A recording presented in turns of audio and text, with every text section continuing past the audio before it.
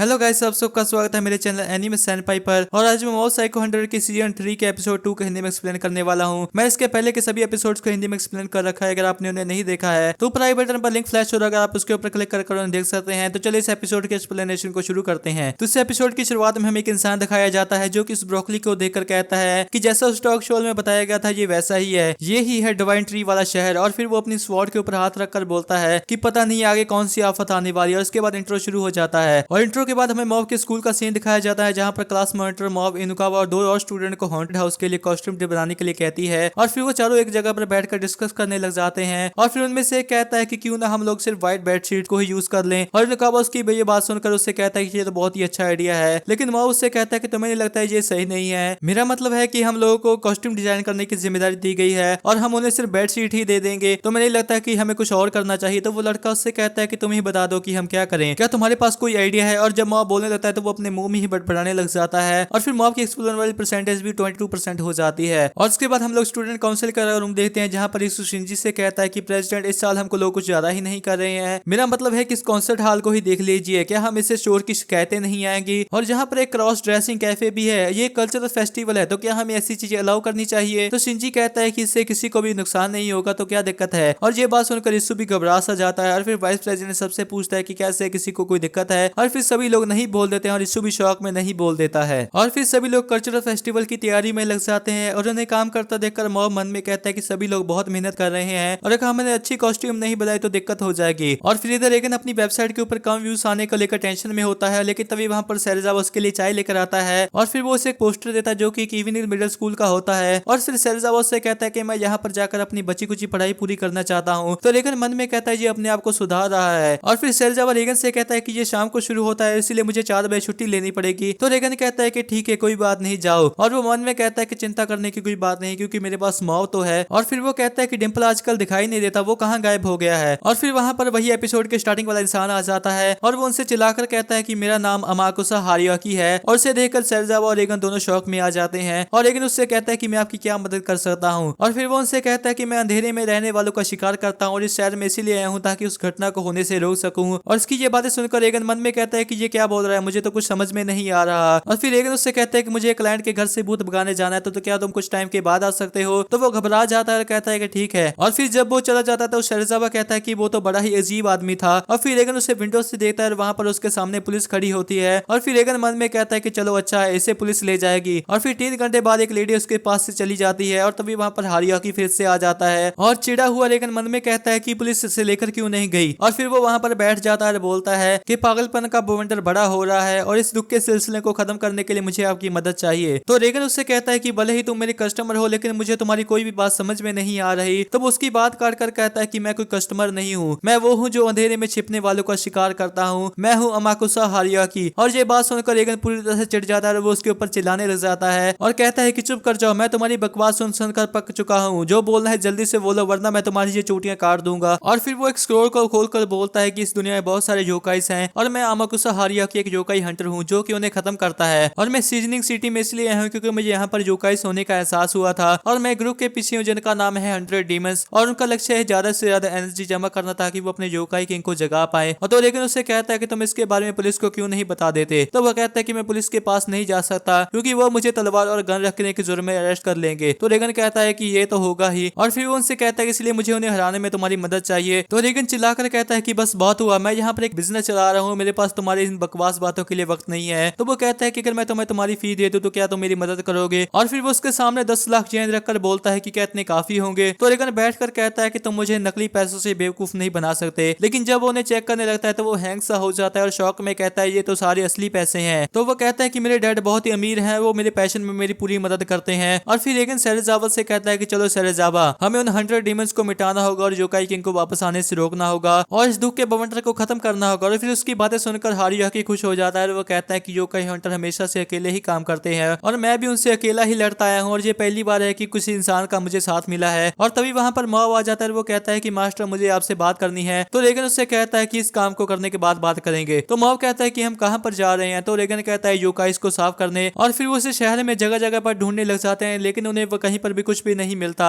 लेकिन तभी हारियाकी डर जाता है, कहता है कि वो इस बिल्डिंग में है और ये वही बिल्डिंग है जो कि हमने पहले सीजन के पहले एपिसोड में देखी थी। और फिर रेगन उसे देखकर कहता है कि हमने इस जगह से तो भूत को भगा दिया था। और फिर वो मॉब से इसके बारे में पूछता है, लेकिन मॉब अपने मुंह में ही कुछ ना कुछ बड़बड़ा रहा होता है। और फिर सेरेजावा कहता है कि मुझे यहाँ पर कुछ सेंस हो रहा है। तो रेगन कहता है कि ठीक है चलो देखते हैं। और जब वो अंदर जाते हैं तो हारियाकी कहता है कि यही वो जगह है। और फिर वो लोग अंदर चले जाते हैं और मॉब की एक्सप्लोजन वाली परसेंटेज भी 31% हो जाती है। और अंदर जाने के बाद हारियाकी कहता है कि ये जगह कितनी बदल चुकी है, जरूर वो योकाई से अपना बेस बनाने का सोच रहे होंगे। और फिर रेगन उसे देखकर कहता है तो इसका मतलब है कि ये सच बोल रहा था। और फिर सेरेजावा की नजर नीचे पड़ती है और वहां पर कुछ जड़ें होती हैं। और फिर वो लोग जाने लगते हैं तो हारियाकी पूरी तरह से डरा हुआ होता है। तो रेगन उससे कहता है कि क्या हो तुम इतने डरे हुए क्यों हो। तो हारियाकी कहता है कि सच बात तो ये है कि मैं सिर्फ एक योकाई से ही लड़ सकता हूँ, और सारी तैयारियों के बाद भी मैं एक योकाई को 3 दिन और 3 रातों के बाद ही हरा पाया था। लेकिन यहाँ पर बहुत सारे योकाई होंगे और मुझे लगता है कि मैं मारा जाऊंगा। और फिर रेगन एकदम से चिल्लाता है, उसे देखकर हारियाकी भी डर जाता है और कहता है कि क्या हुआ। तो रेगन कहता है कि ये दीवार कितनी चिपचिपी है। और ये बात सुनकर माओ का दिमाग चलता है और वो कहता है कि हम लोग जेली का यूज कर सकते हैं लोगों को डराने के लिए। और फिर जब वो पीछे देते हैं जहाँ से वो आए थे वो रास्ता बंद हो चुका होता है। और सेरेजावा से देखकर कहता है कि मुझे लगता है कि हमें उन्हें हराना होगा तभी हम यहाँ से बाहर निकल पाएंगे। और फिर रेगन सेरेजावा से कहता है कि तुम इतने शांत कैसे हो। तो सेरेजावा कहता है कि ऐसी शांत और बंद जगह पर मुझे कंफर्टेबल फील होता है। और फिर रेगन उससे कहता है कि चलो आगे चलते हैं। और अंदर से वो जगह और भी डरावनी होती जाती है और उनके पीछे एक डीमन आ जाता है और वो रेगन के ऊपर अटैक करता है, लेकिन हारियाकी उससे बचा लेता है। और फिर वो कुछ शब्द बोलकर अपनी तलवार को चार्ज कर लेता है और उस योकाई के ऊपर वार करता है, लेकिन उसकी तलवार टूट जाती है और वो पूरी तरह से डर जाता है। लेकिन सेरेजावा से खत्म कर देता है और कहता है कि नॉर्मल एक्सोसिज्म से भी इन्हें खत्म किया जा सकता है। और फिर उनके आसपास बहुत सारे योकाई आ जाते हैं जिन्हें देखकर हारियाकी पूरी तरह से डर जाता है। लेकिन रेगन मॉब और सेरेजावा से कहता है कि मैं इनके ऊपर नमक फेंककर इन्हें कमजोर करता हूँ, तुम इन्हें खत्म करो। और फिर रेगन उनके ऊपर नमक फेंकने लग जाता है और मॉब एक को एक्सरसाइज कर मन में बोलता है कि हम लोग नमक का भी यूज कर सकते हैं। और फिर सेरेजावा बहुत सारे योकाई को खत्म कर देता है। और इसे देखकर मॉब कहता है कि हम लोग हॉन्टेड हाउस में भूतों को भगाने वाली चीजें भी रख सकते हैं और उन्हें देखकर बच्चों को मजा आ जाएगा। और फिर एक स्पिरिट मॉब को अपने हाथों के बीच में जकड़ लेती है, लेकिन मॉब उसके हाथों को खत्म कर देता है। और फिर वहां पर 4 योकाई आते हैं और उन्हें देखकर हारियाकी पूरी तरह से डर जाता है। ये 100 डीमंस के 4 जनरल्स हैं और उनके पीछे योकाई किंग खड़ा होता है। और फिर डरा हुआ हारियाकी कहता है कि अब कुछ नहीं हो सकता और मैंने तुम लोगों को भी इस मुसीबत में डाल दिया। तो रेगन कहता है कि अगर खतरा इतना ही बड़ा है तो हमें भाग जाना चाहिए। लेकिन तभी उनमें से एक मॉब को पंच मारने लगता है, लेकिन मॉब उसे वहीं पर रोक देता है और सेरेजावा दूसरे के ऊपर अटैक करता है। और फिर उनमें से एक रेगन और हारियाकी के ऊपर अटैक करता है, लेकिन मॉब अपनी फिंगर्स को आगे कर उसे वहीं पर रोक देता है और फिर उसे उठाकर दूसरे योकाई के ऊपर मारता है और वो दोनों वहीं पर खत्म हो जाते हैं। और फिर एक योकाई सेरेजावा के ऊपर एक ब्लास्ट करने लगता है, लेकिन तभी वो अपने कार्ड्स को जोड़कर एक शील्ड बना लेता है और उसके अटैक को उसी के ऊपर फेंक देता है और जिसके साथ वो खत्म हो जाता है। और फिर एक योकाई उनकी तरफ उठकर आ रहा होता है, लेकिन मॉब और सेरेजावा दोनों मिलकर उसे खत्म कर देते हैं। और फिर वहां पर योकाई किंग आता है, वो कहता है कि बहुत खूब इंसान हो, तुमने मेरे सारे योकाई जर्नल्स को मार दिया है। और फिर वो अपना रूप बदल कर कहता है कि तुम लोग ये मत सोच लेना कि तुम लोग महा योकाई किंग को हरा सकते हो। लेकिन तभी हम देखते हैं कि वो लोग उसे भी हरा देते हैं और उनकी पावर्स को देखकर हारियाकी उनसे कहता है कि क्या तुम लोग मेरे लिए काम करोगे, मैं तुम्हें बहुत सारे पैसे दूंगा। और फिर रेगन ये बात सुनकर शौक हो जाता है और वो उन दोनों से कहता है कि तुम्हारा क्या ख्याल है। तो सेरेजावा कहता है सॉरी मुझे अपने स्कूल जाना है और मॉब कहता है कि मैं स्कूल के कल्चरल फेस्टिवल को लेकर बिजी हूँ। तो रेगन उससे कहता है कि हारियाकी तुम्हारे लिए बुरा हुआ, मेरे दोनों साथी अपने डेली लाइफ में बहुत ज्यादा बिजी हैं और तुम ये मत सोच लेना कि तुम सब कुछ पैसों से खरीद सकते हो। और ये बात सुनकर हारियाकी घबरा जाता है, वो रेगन के सामने झुक जाता है और कहता है सॉरी रेगन, तुमने मेरी एक दोस्त के तौर पर मदद की, लेकिन मैंने तुम्हें पैसों से खरीदना चाहा, प्लीज मुझे माफ कर दो। तो रेगन कहता है रुको रुको, माफी मांगने की कोई जरूरत नहीं है। और फिर उसकी नजर उस योकाई किंग के सर पर पड़ती है और वो उससे कहता है कि चलो देखते हैं कि शायद ये किसी काम ही आ जाए। और फिर वो उसकी पिक्चर लेने लगता है, लेकिन वो पिक्चर में नहीं आता और इसे देखकर मॉब ये अचानक से चौंक जाता है और कहता है कि मिल गया। और फिर हारियाकी वहां से चला जाता है। फिर रेगन कहता है कि चलो हम लोग रामेन खाने चलते हैं। तो मॉब कहता है कि आप लोग जाओ, मुझे एक काम है। तो रेगन उससे कहता है कि तुम भी तो कुछ बात करना चाहते थे। तो मॉब कहता है कि चिंता मत कीजिए, मैंने हल ढूंढ लिया है और अब मैं चलता हूँ। और फिर मॉब वहां से चला जाता है। फिर रेगन पूरी तरह से शॉक में होता है और कहता है कि ये नहीं हो सकता, मॉब खुद ही कोई प्रॉब्लम का हल कैसे ढूंढ सकता है। और फिर रात में मॉब इनुकावा से कहता है कि कल सुबह जल्दी आ जाना, मुझे कॉस्ट्यूम को लेकर आइडियाज मिल गए हैं। तो इनुकावा शौक में आकर कहता है कि हमने बेडशीट के बारे में डिसाइड नहीं किया था। तो मॉब कहता है कि नहीं, सब लोग बहुत मेहनत कर रहे हैं और हमें भी करनी चाहिए। और इसी के साथ वो नोटबुक के ऊपर उस योकाई किंग की ड्राइंग बना रहा होता है और उससे नेक्स्ट डे वो सुबह उस डिजाइन को सभी को दिखाता है और फिर वो लोग उसके ऊपर काम करने लग जाते हैं और बाकी के सभी स्टूडेंट भी अपने काम में लग जाते हैं। और फिर उसके बाद कल्चरल फेस्टिवल का दिन आता है और रेगन वहां पर उस क्लास में जाता है और जो कि बहुत अच्छे से हॉन्टेड रूम जैसे बनाई होती है। और फिर उसके सामने मॉब का बनाया हुआ मॉन्स्टर आता है और उसे देखकर रेगन कहता है ये काफी अच्छा है। और इधर इनुकावा मॉब से कहता है कि तुमने सच में अच्छा काम किया। और फिर हम रिसु को देखते हैं जो कि एक वेट्रेस के कपड़े पहने होता है और वो पूरी तरह से सदमे में खड़ा होता है। और तभी वहां पर शो से मिलने आता है और वो उससे कहता है कि तुम पर ये अच्छा लग रहा है। तो रिसु दुख भरी आवाज में बोलता है कि तुम्हारा शुक्रिया। और उसके बाद रात को ऑफिस में रेगन अपनी वेबसाइट को ऐड कर रहा होता है जहां पर वो इस बार लिखता है कि उसने ग्रेट योकाई किंग को हराया है। और इसी के साथ ये एपिसोड खत्म हो जाता है। तो गाइस मैं होप करता हूँ कि आपको ये एक्सप्लेनेशन पसंद आई होगी। अगर आपको ये एक्सप्लेनेशन पसंद आई तो इस वीडियो को एक लाइक कर दे और नीचे एक कमेंट भी जरूर कर दे। और नेक्स्ट एपिसोड की वीडियो कल तक आ जाएगी। अगर आप उसे मिस नहीं करना चाहते तो इस चैनल को जरूर सब्सक्राइब कर ले और मिलते हैं एक और एक्सप्लेनेशन वीडियो के साथ। तब तक के लिए टाटा बाय बाय।